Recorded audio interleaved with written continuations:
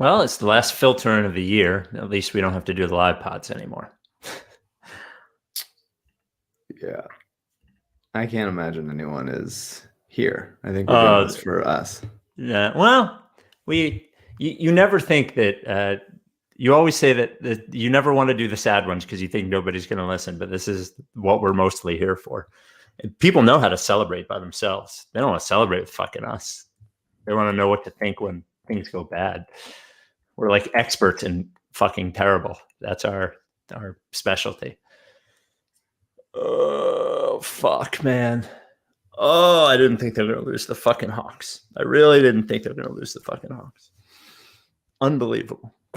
Okay, let's just do this. Everybody's filtered in. It's enough filtering. The Rights to Ricky Sanchez podcast is presented by DraftKings Sportsbook. Download their top-rated app. Use promo code RTRS when you sign up. And brought to you by LL Pavorsky Jewelers. So Rights to Ricky Sanchez listeners go and get engaged. Adam Ksebe, the official realtor of the process. And brought to you by Kinetic Skateboarding. Get 9.1% off your first order with promo code Dave Silver. Another Sixers season ends in the second round. This time as a 1 seed to the Atlanta Hawks as home as the Sixers lose their third straight playoff game at home. We're live on YouTube and Twitch. We are going to commiserate. We will talk about the game, the season, what next, and all of that stuff. Without any further ado, Amos and the chef.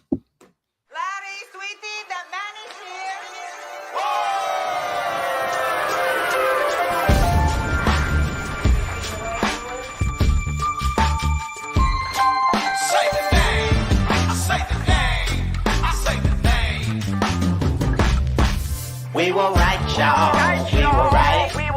Even when it went wrong, we were right. We was right, y'all. We were right.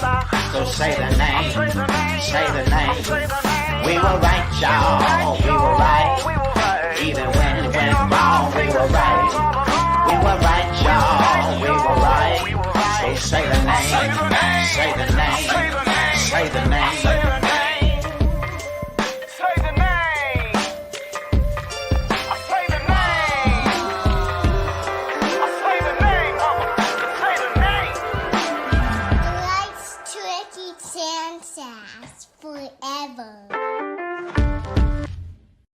Oh, the comic irony of starting the podcast with "We Were Right." Welcome to the Rights to Ricky Sanchez podcast. I'm Spike Eskin, along with a guy who likely won't make it through the pod. The headband is already tied around his neck. That is, and there's a dog in the background. That is Mike Levin. Yeah. Not good enough. Not a good team. It became pretty clear over the last few games. Like I was hoping they would just sort of survive this series and regroup and look better and look like, oh, that this is the team we watched all year. But it's been clear for 4 games now that they have no offense. They don't have any sets. They don't have any easy things to run. They don't have any passing fluidity. They turn the ball over too much. Careless turnovers. They get easily like bullied out of their spots. A lot of people are to blame, and then I think Doc's a fucking moron in so many ways, over and over again. And Ben is Markel now. Like, what are we doing? Like, there's just nothing. There's nothing there. I feel sad for him. Like that is just like whatever. I'm not gonna name it, whatever it is, but just like it's sad. It's sad that like such a talented player is not like so deeply in his head that he can't even like barely play basketball. And a lot of weak shit we knew all year. They turn the ball over too much. They don't get back in transition, all that shit. And the Hawks got enough performances out of enough guys to win the game. They deserve to win the series. Sixers should be embarrassed. Doc Rivers and his coaching staff should be embarrassed. Daryl Morey and his front office should be embarrassed. I'm embarrassed to waste my time on this team. It just sucks, man. It sucks. I thought that this could have been the year because they looked good at times, looked really good at times. And just like to go down the way they did is embarrassing. They should be embarrassed, and it's something that all these guys are going to wear for the rest of their careers, depending on who's still here and all that stuff. It just sucks. It's not. I wasn't like mad. Like I was mad at some points during the game, but like mostly this became the checked out. You're watching this team just like struggle, and like every single possession is going to Seth Curry. Every single one. Like we have to go to Seth Curry. We must. He's our whole offense. Occasionally, like Embiid, jumpers from the nail and shit, but it's just there was just nothing there. Too many guys that were scared to shoot, couldn't get drone shots, and watching the Hawks just very easily against the Sixers are a much better defensive team than the Hawks. But watching the Hawks just like walk into like the shots that they want, they could have won this game by a lot if they hit shots. Trey was 5 for 23 or something. Yeah. Kevin Huerter just exploits a mismatch on Seth Curry over and over every again. time for 7 games. For 7 games he did it. For 7 games Huerter exploited. And then and Gallinari gets hot and gets easy looks and makes stuff. And well, they have shot makers. They have shot makers. They have shot makers on the team. Okay, couple of things. You're right. There's right on everything that you said, but there's a couple of things that should be remarkably clear after this season, after this series. Number one, Joel and Trae Young, what we kept saying was Sixers are more talented, Sixers are more talented, Sixers are more talented, Sixers are more talented. If you take Joel and Trae Young and put them to the side, the Sixers are not more talented than the Hawks. They're not. They have good players, but to say that they are more talented than the Hawks, that they're especially better than the Hawks is not true. And that was proven in a series. I was shocked by that. I thought this series could go 6 games, but I still thought the Sixers would win it and would handle it. But the thing that was fearful for me, for everybody all season long, the fact that they do not have people who can create offense, and Doc is at fault, completely agree, but the personnel is not good enough for playoff, is offensively not good enough for playoff basketball. You can't defense your way to a title. You need to be able to make baskets. And in the end, this team's, forgetting about whatever he's going through right now that makes him pass up dunks underneath the basket and shoot 30% from the line, this organization's commitment to Ben Simmons as the point guard of the basketball team is the keystone of the roster problems. It is the largest issue. Even if they called him a power forward, it wouldn't matter. He'd be doing nothing out there. But no. But here's the difference. Well, first of all, he couldn't, because he wouldn't be able to, point power forward, shoot corner threes, all that kind of stuff. But here's the difference is that they would know they needed a starting point guard. Like this, the imaginary scenario that we've all painted ourselves, and everybody tried to talk themselves into it. Oh, you're the person with the ball in their hands doesn't need to be able to get a shot for himself, and it was wrong. And from before Daryl and every leadership group, from Colangelo to then Brett Brown to then Elton Brand to then Daryl, and Daryl tried to trade him, and now they're stuck in this fucking position where I don't know what he's worth. Rightly or wrongly, everybody was teasing me a month ago because of what I said about Simmons and Tyler Hero. I don't even know if he's worth Tyler Hero right now. Like, I don't even know if he's worth Tyler. So now this has gotten into this position. And as a person, I'll be honest with you, as you said, as a person, I feel bad for him. He is a mid-20s guy who, this is a hard situation to be in as a public figure, where he's tried to shove it in everybody's faces up until then. But right now he's going through a hard time. But at the basis of the hard time that he's going through is that he never improved on any of the things he needed to improve on. Never. And my opinion, not yours. We don't have to argue about it or anything. There's a lot to talk about with the team, but I believe the keystone of their issues is their commitment to him as the primary playmaker on the team. And my fear is that now he was once their greatest trade chip, and now I don't know. I don't know if he's a $30 million anchor or a trade chip. So. And I agree with you about Doc Rivers. I agree with 100%. I thought he's been overrated since the beginning, but he's still just a coach. He's still he wasn't going to coach them to a championship. He could have coached them through this series for sure, but he wasn't going to coach them to a championship. My opinion.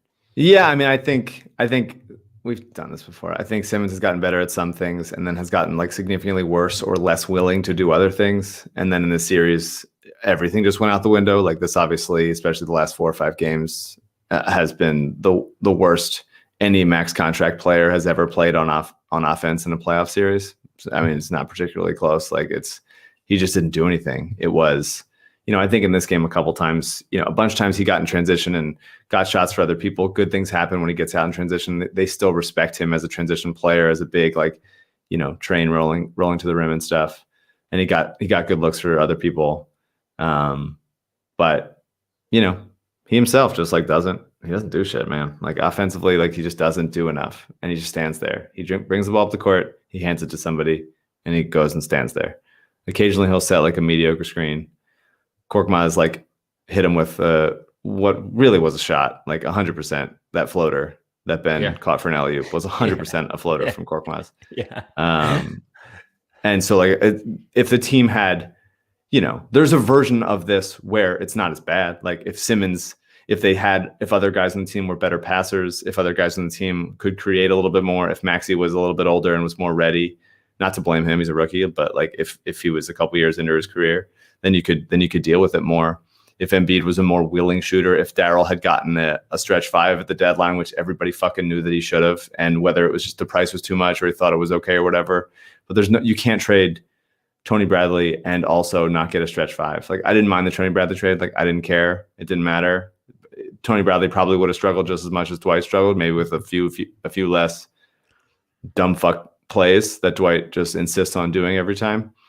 But to not get a guy that can hang defensively as a 5 and just stretch the floor for Simmons, and for Doc to not make something work with Tobias and Matisse or Mike Scott or fucking Anthony Tolliver, whatever the fuck, they didn't do it. And so again, Simmons is a problem. The offense disappearing is absolutely huge. But the team, the coaching staff, the front office could have done a better job of mitigating that, and they didn't, and they all failed, and so they all blame this. But I also think, and you have to, and we'll never know the answer to this, but if Daryl Morey is looking at this and he has to make the calculation of whether you only have so much money to spend, you only have so much things to get. I don't know what stretch 5 they could have gotten, but I don't know if any of those things. The goal is to win a title. That was why we started doing all of this. Could they have done? I think that could have happened. They could have if they suffered through less Dwight minutes, who was just a total negative Mike, 0 in this. Yes, they could have won game 1. They could have won game 5. They could have won a title. 4. They could have won a title this year. Look, he's still available. Every team out there is struggling in a bunch of ways. There are little things here and there that add up. And have the you Sixers watched failed to the rest of the things. playoffs? Have you watched did you watch Clippers Suns today? Yeah, and they're both struggling in a bunch of ways to defend in a way that the Sixers wouldn't. The Suns have a better defense than the Sixers in the playoffs. I don't agree with that. But they do. The numbers prove it, and they played better teams. There's not enough numbers to bear out over the course of a playoffs. I'm not saying that the Sixers should have won the championship. That's not what I'm saying. They look bad. I'm just saying there are little things that add up. That over the course of only how many games the Sixers played? 12. That's not a big enough sample size to feel nothing mattered because Simmons was bad. Of course, Simmons was bad, 100%. This is a franchise defining total career arc, just collapse for the team and for him. But there's other ways they could have gotten around it. They could have made things less bad, and they didn't, and they failed in a bunch of ways. They tried. They tried in meaningful ways. They tried to I think there is I agree with you that the result could have been better. I don't think they could have won a championship, but I think you get to a point where how much is meaningful, right? So they tried to get Kyle Lowry. That would have been meaningful. They obviously tried for James Harden. That would have been meaningful. And at the end, we were all fans of let's not rewrite history. We were all fans of the George Hill trade. We thought it was the right guy to trade for. It was fine. Yeah. We thought we did. We thought it was the right guy to trade for. I don't know who the stretch 5 out there that they could have traded for was, in addition to getting George Hill, because we and I'm not making excuses. I agree. They obviously need to stretch a stretch 5 if they were going to play with Ben. But I think that the the big question is are you taking a swing at a title, or are you taking a swing, and is that smaller swing that you take this year going to cost you? And Daryl Morey has to prove it this offseason now, right? Now it's about Morey has a real offseason. He did not have a real offseason before. He has a real offseason now, and he has to show that maybe he did not make one of those moves to, hold on to whatever he needed to hold on to, whether it is Maxey or Thibault or Milton or whatever it is, and he has to make it count going into next year. Because now we were talking about Joel's max deal, what's it called, the Supermax. Now they're on the clock.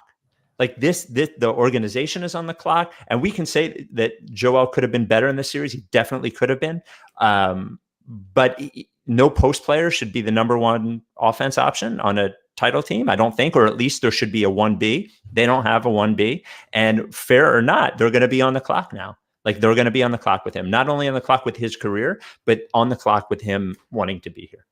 They will. They will for be. sure. I mean, yeah. He did Embiid did a bunch of good stuff. I think he was pretty locked in. I liked him aggressively going end to end, doing a bunch of stuff. I think in the fourth quarter, he kind of over and over again just hit jumpers in Capella's face from the nail.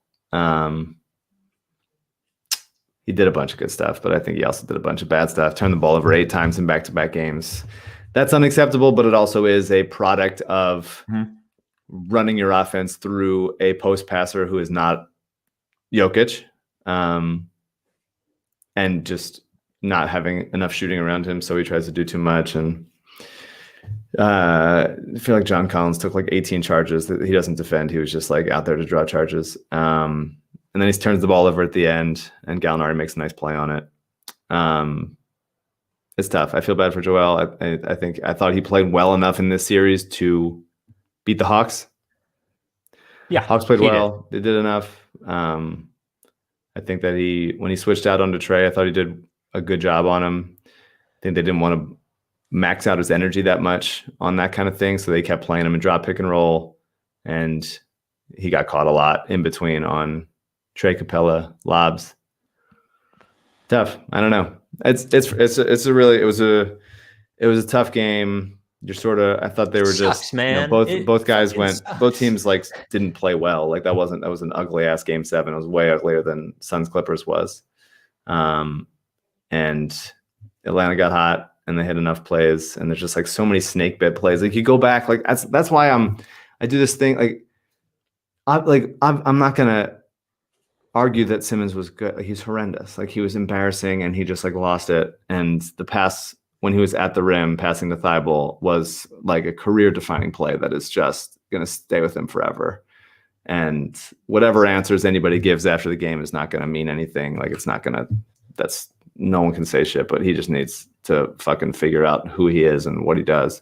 Well, there was a quote from Doc where somebody asked if he was the point guard on a championship team, could be the point guard of a championship team. And Doc said, I can't answer that question right now. Okay. Which I thought was telling that he didn't, Sure. I mean, like he's not touching the ball. He's not playing. Like he doesn't have anything to do. Like, it's just, I think it's everybody's fault again. Like it's obviously Simmons' fault, but like they just never figured out how to use him, and they just paired him with Embiid, and we're just like, these lineups are going to survive, and we're just going to go every time. It's going to be Dwight in the bench and just like loser shit. Like Dwight was horrendous again and again. And Doc played him minutes, and he was a negative in those minutes. And that's again, part of why they lost. Everything is part of it. Like Tobias missing like 3 point blank layups is part of why they lost.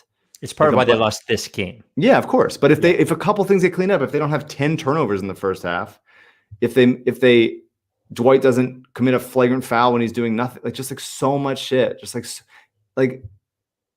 so much shit. So in any game, there's like a million like points of consequence that if that changed, then everything would have changed. And there was so many of them in this game, and so many in the series, and some of them were the way the refs were calling the game, and some of them were just like the Sixers blowing easy opportunities and being snake bit. And George Hill playing so many minutes and doing nothing. What is he doing? What was he doing? What was he thinking out there? He comes in to like cover Gallinari and just gets shot over repeatedly. Just everybody was bad. Everybody was bad. there's a couple nice plays. You can feel optimistic about the future, like in the future. But right now, it's just like it's a devastating loss. It shouldn't have gotten to this point. They should have won the series in 5 or 6. They deserve to lose. A bunch of guys deserves to get traded or moved. The coaching staff probably deserves to get fired. I don't know. It's very frustrating. It's frustrating to spoil a MVP caliber Embiid year when he's mostly healthy. Obviously, he wasn't fully healthy, but this is healthy enough the to kind of good, Yeah. the kind of good enough we can get type of thing. And Tobias had a career year in the regular season and was up and down, I think, in the playoffs. Some good, some bad. And then Doc just didn't put him in a position to win games. And they didn't come up with an offense. They just didn't come up with an offense. Everything's slow. Everything was slow. Everything was waiting. And then Maxey has a great game 6. And then game 7, he comes in. Obviously, he's a rookie, but it seemed like he had a ball and chain on, because he's like, okay, now I'm running the offense. And the offense is very quietly and slowly getting the ball to someone 25 feet from the basket who is posting up. And it's just honestly, waiting, and there's just no flow whatsoever. There's no flow. And a lot of it is, again, not having that elite perimeter initiator, of course. But there's ways to do offense without that. And repeatedly they didn't. And that's the fault of a lot of things. It's not just Ben, it's a lot Ben, but there's a lot of other things to be frustrated about, that if a couple other things went our way, they advance and probably lose to Milwaukee, although Milwaukee does not look good. They look very vulnerable right now. Well, if the Sixers couldn't score against the Hawks, I don't think they'd score 60 points against Milwaukee, to be honest with you. That's we'll go through that in a second. We'll talk about that in a second. What I'm going to do. All right. First of all, we've had a ton of donations. It's been awesome. This is your last chance, because this is the last live one we're going to do. So this is your last chance to donate to Coded by Kids and the Providence Animal Center for this pod. So if you're watching on YouTube, please donate. We'd like to get to $1,000 by the end. Obviously, we planned on more games. What I'm going to do here is I'm going to do both of our sponsors in one spot. That way we can just go for the rest of the time. Okay. So I'll do them both now. It's LL Pavorsky and Adam Ksebe. We'll do them now, and then we'll free flowing for the rest of the show. So the first sponsor is our original one, LL Pavorsky Jewelers. It is our first sponsor. It is where you go to buy an engagement ring, any sort of jewelry. He's been with us since the very beginning. When we are upset, he is upset. He is a genuinely great human. And if you're going to buy an engagement ring, if you're going to propose, if you're going to get any sort of jewelry, LL is your guy. He's been at 707 Walnut for 32 years, impeccably dressed. And like I said, a good human, always supports our charities, Coded by Kids, Providence Animal Center. If you want to make an appointment, 215-627-2252. Email him, lee@llpavorsky.com, or tweet at him at LL Pavorsky, and that is LL Pavorsky Jewelers. And the Rights to Ricky Sanchez podcast is also brought to you by Adam Ksebe, who is the official realtor of the process. Ksebe is spelled Ksebe. This is, as Mike has found out, as I have found out, the craziest real estate market in the history of our planet. It's hard to buy a house. You need advice. You need somebody to help you along. Selling a house is easier, but you also need somebody by your side. So if you're going to buy a house in Delaware or Maryland, Ksebe is your guy. His entire team has all of Delaware covered. There's never been a better time to go buy a house down at the shore, with people being able to remote work, Delaware beaches, cheap property taxes, low interest rates, all that stuff. And by the way, the lowest interest rates aren't going to last forever. So now's the time. But if you're going to buy a house in any other state, he is your person to get to those people. He was for me. He can be for you. Also your person for refinancing. Also a great human. 302-864-8643, 302-864-8643. You can call him or text him or email him, adam@processrealtor.com. Okay.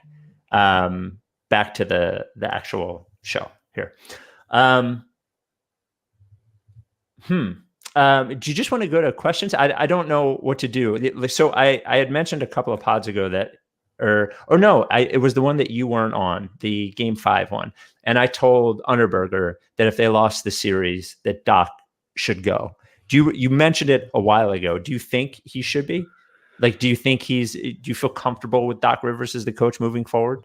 No, I don't. I think he's proven himself in playoffs after playoffs after playoffs, very stubborn, very unwilling to adjust, just like not very innovative. I think his guys play for him, which I think is important in a coach. And I think he got a lot out of the team in the regular season, but like just repeatedly outcoached by Nate McMillan, who is like really a replacement level coach who's like the ultimate like interim guy. Obviously he's discovered something in Atlanta, but yeah, I don't know. I think he's going to be here. I don't think the ownership is super pumped about paying for however many coaches. Paying him $10 million a year for the next 4 years. Yeah, coach. Yeah, and it's weird that they gave him a job before Daryl. That just how that worked out, sort of timing wise. I don't know. I really don't. I think that there were some embarrassing choices that Doc made in the playoffs. Showing up to game one just like with not a single sense of how to defend. It's just some embarrassing stuff, like some like ground level stuff. There was no rotation set. They played an entire regular season. Every other team knows what players are going to play. He's fucking guessing. Every game. Yeah, even Shake coming in at the end. I don't think Shake looks bad, but like Shake coming in at the end of like, hey, it's the fourth quarter of the game 7. You haven't moved in like 3 hours. Do you want to come save the season for us, please? Well, it's and Shake goes and takes that 3 because he thinks that's what he's supposed to do, right? Like the only reason he's being put into the game is to like create offense. So that's what he's trying to do. And I think he was helpful. I think him just having another ball handler to like put pressure on defense and like be a relatively calm handling person. He got fouled, by the way, on that weird basket at the end that they didn't call. Just like a really he also walked though.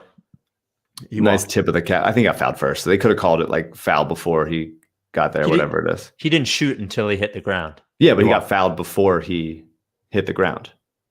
So he would have been a foul and 2 shots at the line, whatever it was. It's just like another like inexplicably bad call. Obviously, it's not the reason they lost the series, but like just it was a horribly refereed series. But yeah, I mean, George Hill comes in. I know that like he was a deadline acquisition that we were like relatively excited about because I thought he would stabilize it and be just like a closing, decent 2-way guy in the vein of a Danny Green with a little bit of ball handling. But like, he didn't do anything. He didn't do anything in the playoffs. He was real bad. Everybody got whatever version of the yips is appropriate. Just like wasn't good. But like, I mean, to some extent, the coach can only play the players that is there. And so I have empathy in that sense. But to not try and to look at Ben and go like, all right, he's not giving us anything on offense, but we need him on defense. Like we need him on defense. He's done a number of good things on Trae Young or on Gallinari sometimes or Herter to slow him down. So how can we find a way to get him going a little bit and to never go small without Joel on the court in those like 8 minutes a game, to never try it is inexplicable. Like it really is inexplicable that he thought like Dwight is our best option and he's so our best option that I'm not even going to consider any other one. And Dwight was horrendous. He was absolutely dog shit horrendous. They posted him up at one point.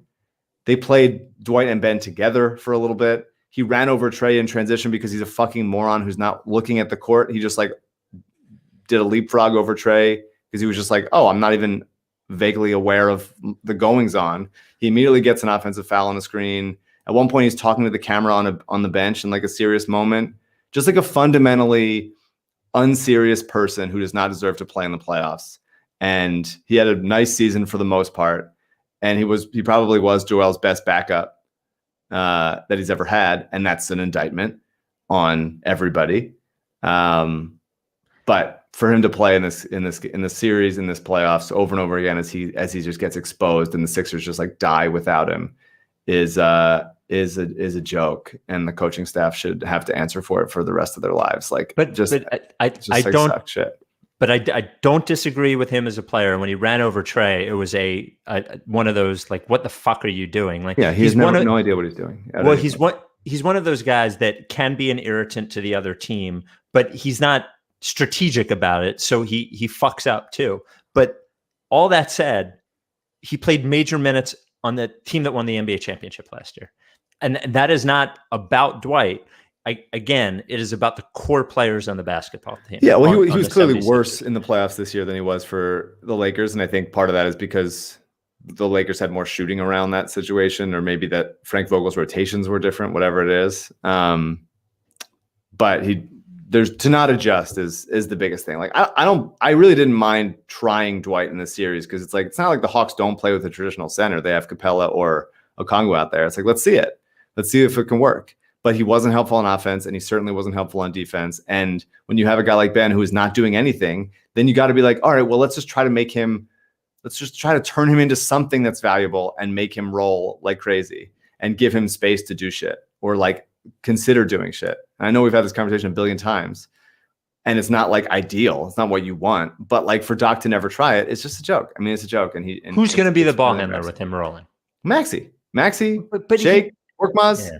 But Seth, there we are. But there we are. Anybody, any of these guys to just have more shooting and playmaking on the court, and not just like Ben, Matisse, Dwight, and George Hill, who's just like not looking at the basket. Like too many guys that weren't doing it. And I know that like Ben was obviously bad, but like it's on the coaching staff to figure out how to way to mitigate that. And it just didn't. They just like ran the same offense, but like just didn't let him touch the ball, and then occasionally took him off the court in moments like that. That was just like abdicating responsibility for like how to use it. And it's a joke. It's a joke. It was a joke of a series. They deserve to lose. As far as Ben goes, like, I don't know. I think they'll absolutely look to trade him, but like it's 100% at his lowest possible value. This is like trading Fultz for Jonathan Simmons and a fake pick. Like we're there. Like, obviously, teams will look at the defensive player of the year, first team all defense. Like they're going to see like, hey, we can find something with Ben. These guys can't. But there's certainly not going to be a bidding war for this kind of guy after the series he had. You're not going to get the highest value you could have. So I wonder if they go into the season with him and see if he can bring the value back up and then trade him midseason. I don't know, but I don't know if Joel's pumped about that. I don't know who else is going to be on this team. Bro, I can't fucking watch him anymore. I know. I felt as I'm watching this game towards the end, there was a stretch when they were up like 4-6 and something. And I was like, I think they're just going to hold on and like white knuckle this game and take it. And then a couple bad plays, and then Matisse fouls Herter on the 3 late, which pretty much ended it, which I felt bad about because I thought Matisse played really well. Other than that, he did.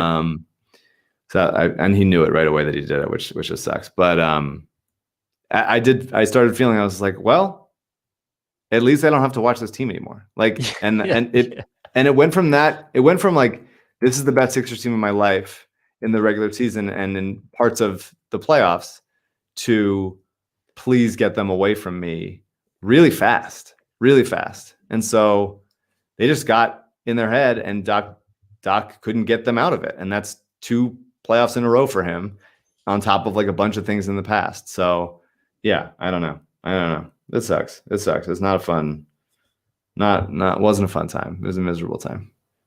It was a miserable time. I think there's been a ton of comments. And again, thank you for all the awesome donations. It's going to a good cause, a better cause than this, I would say. Why don't we, if CJ, if you're around, why don't we take some questions? Because I think what we have to do is we're here. This is like, tonight is the emotional part where we get through it together. We take your questions, and then, in a few days or whatever, then we can sort of plan out what is next. I don't know that, this is the right time for it. But CJ, if you got any questions out there. Yeah, I got a couple. We've been getting so many donations. I'm not nearly up to date, so I'm just kind of flashing him through the screen. But earlier, Low-Key Apathy donated $10 and said, "We know the most responsible parties, but how much responsibility does Joel have? Adore him, but he had 8 turnovers, including a game-losing turnover that led to an open Gallo dunk. Is he unclutch?" It's just it's tough to play through a guy like that without the requisite shooting around him. I think he certainly has possessions he would have taken back, but like in a closeout game at home, 31 points on 21 shots, Like he was good. He was good. He's good on defense. Couple of blocks. I think he was pretty good on defense. Not his best. I thought he had better shot selection offensively. I thought he did a better job of drawing fouls and could have gotten a couple more maybe. But yeah, the turnovers are tough, and that's going to be a career long mountain to climb for him. But I think they could do a better job personnel wise and coaching wise to allow him to get easy buckets and not have to self create so much on his own, where he's in these like stuck, just no help, nobody cutting, or him being unable to find cutters or make it to them. Like there's just a lot of shit. And I don't want to like claim him as like unclutch or whatever. I hate that shit. I think he's an excellent player and capable of being the best player in the world at times, but he needs a little bit more help than they've given him.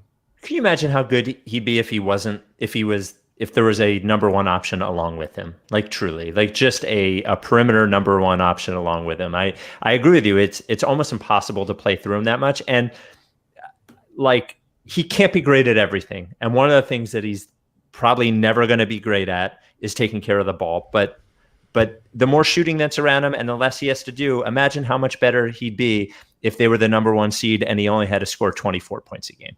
Like that's, if not every possession, he's their best option all the time on offense. And I also think not only is he not a good enough passer for that constantly, but I think physically it just takes its toll. He was in good shape this year. He was in good enough shape this year. And for sure, if you're going to bang on offense and bang on defense for 40 minutes, it's not going to work. This is not going to work. Okay, and he's also playing with the torn meniscus, and that's hard to. Yep. Next one. Yeah, let's go to Nick. A lot of Simmons trade questions. We've been talking about that for pretty much all playoffs. But Nick wanted to know, donated $10 and said, if you're Daryl, what's the number one thing that you focus on? Playmaking number one and shooting number two. What about you? Yeah, I think that's right. Yeah, I think they like wrung the most out of Tobias that you can get as a real scoring option. I thought he was pretty excellent in the regular season. His weaknesses came out a little bit more in the postseason. Mm-hmm. In addition to just like the sort of snake bit missed opportunities that he has, sometimes going up soft and things rimming out and all that stuff.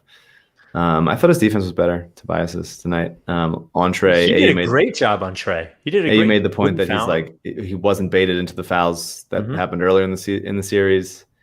I mean, the way you cover Trey is just make him take contested outside shots. You can't hand him free points at the line. And Tobias, I thought, did a pretty good job of that. Yeah, as far as like he's never going to be like he's not Paul George. Like creating for others and like anchoring an offense, or anybody better, and there's just a lot of he did as good as he can. So I mean, I think part of it is just like letting Maxey grow up. I think he could be the starting point guard on this team. So I'd be interested to see like if they really believe in him and they want to hand him the keys. Then if you do look for a Ben trade, like what are you looking for out of that? Is Danny going to be here? He's an expiring contract. What is Seth's role? Can you really run an offensive or a backcourt of Maxey and Seth? No. There's a lot of stuff to consider, and I think Daryl should like take some time and like holistically look at it, talk to Embiid, see what he needs and stuff, and see if you can make a somewhat big trade for the kind of guy we were looking for all year, whether that's Brad Beal or Zach LaVine or old ass Kyle Lowry or whatever. I don't know. What's next? What do you got? David Swan donated $10 and said, which other team or sport globally should I follow in the offseason to fill the Sixers void in my life? Soccer. I don't know. What do you think? I mean, it's not baseball. Baseball is torture right now. It's certainly not football.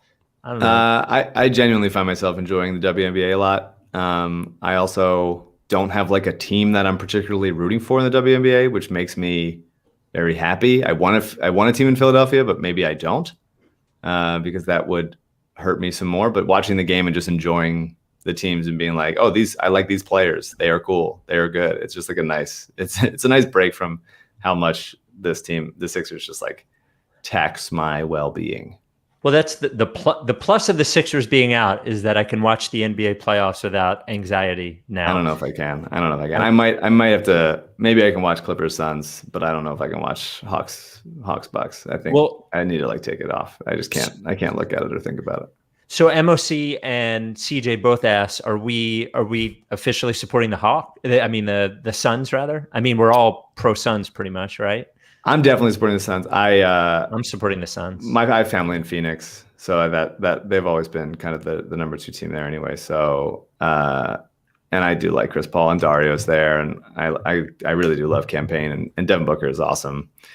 And DeAndre Ayton is putting on a clinic of how to just be like very good normally, just very normal stuff, like rolling like crazy and defending the rim with verticality, just like all normal shit. And they have a bunch of fun wing players that have sometimes no conscience and are dogs on defense. They're a very fun team to root for. Monty Williams, Brett Brown coaching tree, good guy. So yeah, I'm definitely rooting for Phoenix. Okay, then we're officially putting our support behind the Suns. There we go. That's which might be. I like their colors too. Might be the kiss of death for Phoenix. I'm so sorry to say. I like the orange and purple. I like that. So maybe we can get McDonough back on. Talk to him about the Suns. He drafted those fucking guys, which is amazing. He drafted Ayton, Devin Booker, and he didn't draft Bridges, but he traded for him. All right, a couple more. CJ, what do you got? Yeah, let's entertain one Simmons trade. Any chance De'Aaron Fox requests a trade out of Sacktown? If so, do we entertain Simmons and picks for De'Aaron Fox? I like De'Aaron Fox. I don't think he's as good as everybody else does, I think. But I think you'd have to certainly consider that, right? I mean, it seems like good return, right? Yeah, maybe Fox is very good, fun to root for. Improved his shot over the course of the last few years. Still not excellent. I really wonder how much they value Maxey on a rookie contract.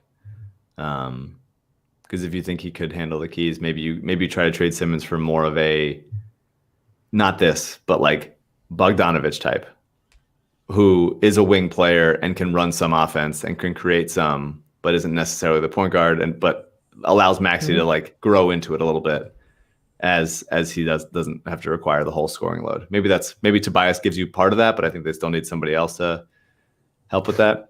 By the way, you mentioned Trae Young missed all those shots. They had on the last 2 games, they had Bogdanovich on one leg basically. And, they didn't have DeAndre Hunter. Yeah. I mean, Herter was excellent. Herter was absolutely fantastic. Yep. I always liked him coming out of Maryland. Could always create all those like big shooters that can like shoot over people. Really tough with like a little creation, which like Korkmaz a little bit of that. Obviously doesn't have quite as much in his bag, but like those kinds of big shooters are really tough for them to fail because they can get their shot so easily. One more, CJ. Speaking of Herter, Matt donates $10 and says, are we underrating how much this team missed Danny Green? He would have helped with Herter roasting Seth every possession. We surely have to bring him back, right?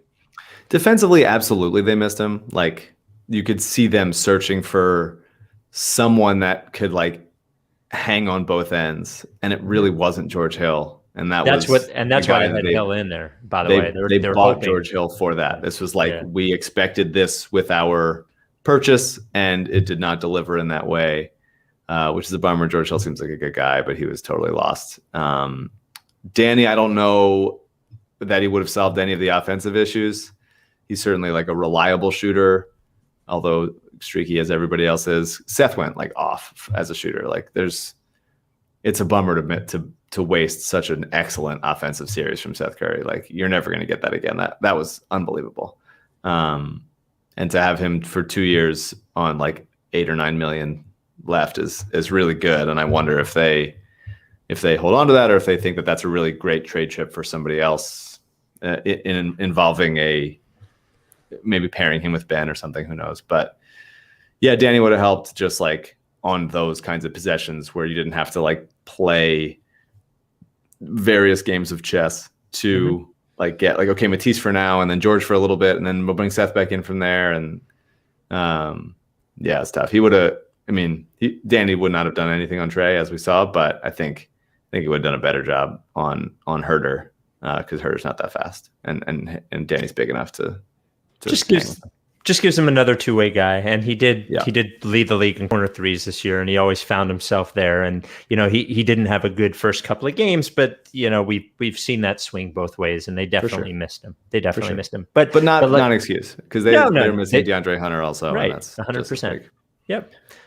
All right. Well, thank you, CJ. CJ, the new producer, and same old shit for the Sixers. Just we hire a video producer and we still can't get out of the second round. Well, I guess do you have anything else? Because I wanted to thank everybody. If you don't have anything else, obviously we have to talk the rest of the off season. So I didn't know if you had anything else before we wrap it up. Are you sure we have to talk for the rest of the offseason? Well, We're positive we have to keep doing a podcast about these fucking assholes. Yep, they're just sticking it right in our fucking face. The first thing, I want to thank everybody who listened. It was another big year for the pod, but I'm always reminded, no matter who I run into, that loves it. I'd heard from, remember when we had Tommy Conwell, we had Tommy Conwell as the intro music for 5 weeks. Tommy texted me a couple of weeks ago. He's like, "Hey, I love the post-game pods." And I was like, "You listen?" And he said, "Yeah." And it's just nice to know that there's people out there. So thank you to everyone who's listening and emailing and all that kind of shit. I appreciate that. And, I genuinely appreciate the sponsors who are on board with us, all of them. They having MOC and Sixers Adam and AU and Abby and CJ and all that stuff only happens because of the sponsors. So and Zoe and Zainab. Oh, it's Zoe and Zainab. And am I forgetting anybody else? We have such a long list of what's it called? Of employees here at the Ricky. So thank you. So thank you to DraftKings, who is our presenting sponsor, LL Pavorsky Jewelers, Big Barker, Dog Beds, Body Bio, Kornblau and Kornblau, Adam Ksebe, Stateside Vodka, By Nature Pet Foods, Kinetic Skateboarding. Am I forgetting anybody? I hope not. CJ, am I forgetting anyone? I don't think I am. I think that's everybody. By Nature? I said By Nature. Yeah. I said Big Barker. Yeah, I think I got everybody. Kornblau. Yeah. So thank you. Thanks for supporting the pod. And here we go again. Another fucking off season and fucking free agency and draft and complaining, and just the more it changes, the more it stays the same. Here we are, almost at 8 years. It's frustrating, man. They should have won this game. And I thought the crowd that was there was great. And they were really trying to lift them up so many times, and just so many punches in the gut. Those Matisse plays that were back to back, a little scoop with the left and then the transition dunk, and then only to get immediately punched back in the face with the John Collins transition play. Just the things that they were bad at never got fixed, and it's just they deserved it, man. They deserved it. They to be as normal of a team as they were all season, normal good, and finding ways to win, and with concerns in the playoffs. We weren't going to the playoffs thinking that there's nothing we need to see. We know that they're the guys. But they to end it like this against a really not excellent Hawks team. Credit to the Hawks. They did what they had to do. Trae Young's excellent, but they're weak in a lot of areas, and the Sixers didn't exploit it. And so the Sixers, it's just a really, really, really disappointing way to go, and probably the most disappointing series of in a run of many disappointing series. Oh yeah, the Hawks are better than I thought, but still shouldn't have been good enough to beat the Sixers. Yeah, it's just if something about this team, and maybe it's Embiid and Simmons, or both of them, or one of them, or whatever it is.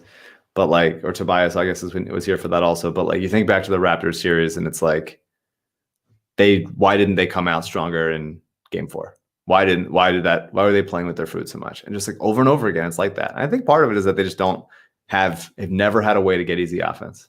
Never had a way to get easy offense. And so it's up to Darryl to find out. Maybe that means moving Simmons or Tobias. I don't have any interest in exploring an Embiid trade in any way. I think he's excellent, and I think you ride his prime until the end and try to get him a title here, because if he gets a title here, I think he'd be maybe the most like beloved athlete in Philadelphia sports history if he gets a title here. If he won a title somewhere else, I would never be able to handle it. Like, it would be the most crushing thing that I could ever see. They need to do everything they can to make it happen for him here. That's it. That's it.